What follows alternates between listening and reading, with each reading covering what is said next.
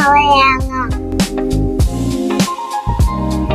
獨特嘅設計令大堂好似西關大屋嘅天井咁，採光通透，喺故鄉水影相留念，欣賞五彩斑斕嘅錦鯉，係好多老廣嘅童年回憶，亦都係全世界遊客嚟呢度玩嘅指定動作。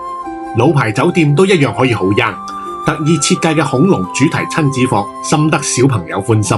可愛嘅床單、毛公仔、地氈等等，童趣爆棚。3D 圖書白天鵝圖畫簿好趣致。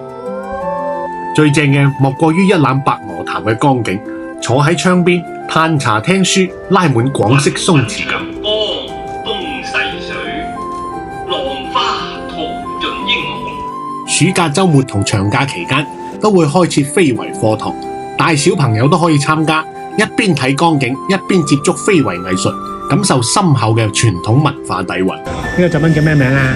花花世界。泳池都係一大亮點，獨攬白鵝潭嘅江岸線，視野開闊，假山、瀑布、綠植等等，營造園林式泳池。無論游水定玩水，都有背山面江嘅舒適感。如果天氣好啲，睇到江面波光粼粼，自帶海島度假 feel 啊！一盅兩件係老廣的浪漫。宏圖府嘅出品一直好穩，點咗幾款特別中意嘅點心，一定唔少得招牌白鷺水鵝腳翼，全人手製作，好有誠意，難怪幾時都咁墟冚。係啦，而家入住仲有月餅送添，送禮或者自己食都好正啊！以後月餅好靚。如果你想喺廣州揾個既有煙火氣又雅致嘅地方，咁嚟呢度就啱晒。果然經典嘅嘢係經得起睇，經得起食嘅。